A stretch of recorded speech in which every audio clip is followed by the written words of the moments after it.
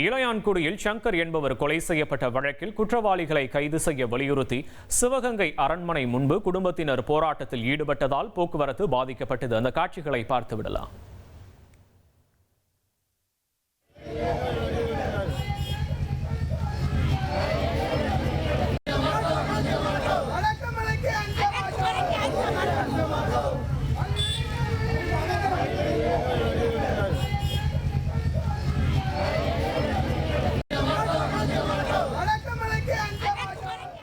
விவரங்களை செய்தியாளர் சங்கர் வழங்க கேட்போம். சங்கர், வணக்கம். போராட்டத்தில் ஈடுபட்டு இருக்கக்கூடிய குடும்பத்தினர் என்ன சொல்றாங்க? கள விவரங்கள் போராட்டம் தொடர்பான.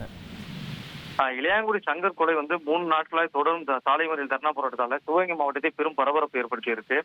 சிவகங்கை மாவட்டம் இளையான்குடி ஒன்றியத்துக்கு உட்பட்ட கண்ணமங்கலம் கிராமத்தை சேர்ந்தவர் தான் முத்தழகோட மகன் சங்கர். கடந்த புதன்கிழமை இரவு மர்ம நபர்கள் வெட்டி கொலைப்பட்ட சம்பவம் மாவட்டம் முழுவதும் பெரும் பரபரப்பு ஏற்படுத்தியிருக்கு. சங்கர் தனது காரில் தாயமங்கலம் அருகே வரும்போது சென்றபோது பாத்தீங்கன்னா முத்துவேல் மற்றும் செல்வகுமார் ஆகியோரோட பைக்குடன் மோதல் ஏற்பட்டது. வாக்குவாதம் ஏற்பட்டு தகராக மாறி சில மணி நேரத்துக்கு பிறகு பாத்தீங்கன்னா தாயமங்களோட நுழைவாயிலேயே முன்கூட்டியே காத்திருந்த 8 நபர்களால சங்கர் வெட்டி கொலை செய்தனர். இளையான்குடி காவல்துறை வழக்கு பதிவு செய்து விசாரணை கொண்டதுல இதுல தொடர்புடைய முத்துவேல், செல்வகுமார், பிரேம், முத்துமணி, சரண்குமார் ஆகிய 5 பேரை போலீசார் கைது செஞ்சிருக்காங்க. சங்கரோட கொலைக்கு எதிராக உண்மை குற்றவாளிகளை கைது செய்யணும், குடும்பத்துக்கு அரசு வேலை வழங்க வேண்டும் மற்றும் நிவாரண தொகை வழங்க வேண்டும், மாவட்ட ஆட்சியர் அது நேரில் உறுதியளிக்க வேண்டும் என்ற பல்வேறு கோரிக்கைகளை முன்வைத்துதான் இளையான்குடி பகுதியில் அவரோட உறவினர்கள், கிராம மக்கள் மற்றும் நேற்று முன்தின சாலை மறியல் போராட்டத்தில் ஈடுபட்டாங்க. அதைத் தொடர்ந்து நேற்று தாயமங்கலம் பகுதியில் சாலை மறியலில் ஈடுபட்டாங்க.